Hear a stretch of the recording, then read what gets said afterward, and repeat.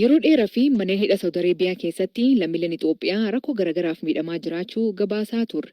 Amma mana hidhana jiran kakkii biyyattii keessatti argamu keessatti namoonni murteen du'a itti murtaa'ee ijjeefamaa jiraachuu himan. Torbaan dabree namoonni lama ijjeefamanii turan. 47 biraa hireen isaanii kanumaa jedhan. Abdusalaam Jamaal jireenya isa barbaaduu fi daangaa hedduu darbee Saawud Arabiyaa deeme. Akkuma achi ga'een hidhame. Waggaa 5 eegiman hidhaa tureen booda amma namooti jecha eegachaa jiran keessaa tokko. Guyyaa duunuun beeynu murtee du'aa qabnaa nuti. Har'a duunee bor duunee hin beeynu wallaahi wakuma sodaataa taa'uudhaa jirra. Balleessan keessan maal jedhan maaf duusanii murteessan? Waa takka balleessa keenya hin beeynu daangaa biyya keenyaa cabsiisanii malee waan isaan nutti himne kana sana jedhanii wama takka. Duraanii waggaa gam hidhamte? 2019 hidhame aan. Gaafas maan si murteessan? Hidhaa si murteessan moo oduu si murteessan? Du'uma nan murteessan gaafuma sana namaamaniituma du'uma murteen keessan du'aa naan jedhanii numan taa'u jira hadda amata 5 fi baatii 5 maal hin jira amma jechuudha.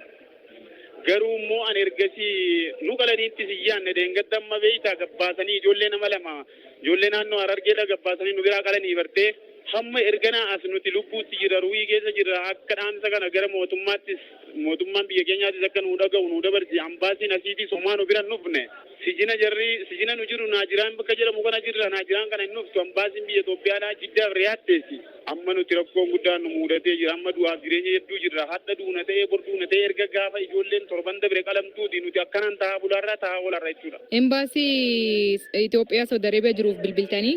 Bilbilee hin kaasanu bilbila inni guddaan hin kaasu damee ambaasii sanatu kaasee ture wagga guyyaa tokko kaase guyyaa lammataa nu jalaa hin kaasu cal jedhe ambaasiin asii garuu gara Itoophiyaatti dawwalamnaan isin bira dhufanii nuun jedhe ambaasii Itoophiyaatti dawwalamnaan hammaan walitti furmaa tokkon argine erga torbaniitti itti rukutuu jirra erga jarri gabbaasanii mucaa ijoollee kana qalanii sodaannee jirra baay'ee guddaa wallaahi 47 kana keessa jiru amma Amaarris jira Oromoonis jirti Tigireen illee nama tokko moo lama jirani. Namni kun hunduyyuu duutitti murtaa'ee takkeessa jiranii hamma irraarraan jijjiirre jechuudha. Dhaamsiisan qabdan maali? Maal dhaamtu?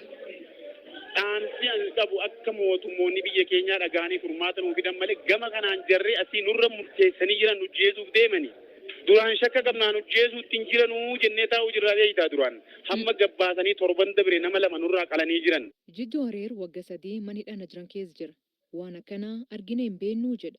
Gartee namoota baay'ee Saudi Arabiyaatti du'atti murteessanii namallee qalanii kaanillee nama lama nurraa ajjeesanii hedduulleen ammaan tana haala qalmarra jira jechuudha namni 47. Murteen du'a kun akkamiin itti murtaa'e balleessan isaanii maal jedhan? Badii tokkoon qaba namoonni kun nama gariin kan hashiisha mukaa gartee mataa nama adoochuu fidan jedhaniini gariin haruma gartee Yamaniin warri Araboota gartee meeshaa kanarra oofu.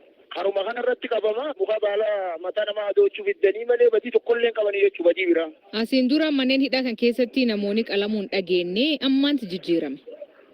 Amma nutti jijjiirame jechuudha. Ammumaan tana haaraatti kakalaman garre malee takkaan agarree lammii biyyaatu hin qalanii jechuudha. Nama ajjeese immoo biyya tana keessatti ni ajjeefama. Nama ajjeese haala ka ajjeefamu hin garre takkaan. Waan jijjiirame hin beeknu gaa akkanuma yaamanii obboleeyyan keenya nu biraa guuranii amma ji'a dabre kana ji'a Saylaffaa guyyaa 25 akkanumatti ganama sa'a 3tti nu biraa guuraniituma gabbaasanii qalanii waan isaan balleessan hin beeknu waan jijjiirame illee hin beeknu. Miirii manidhaa keessa jiru maal fakkaata? Wanti akkana duraan hin turre amma nama hedduu kan qaluuf deemanii miirii manidhaa sun keessa jiru maal fakkaata?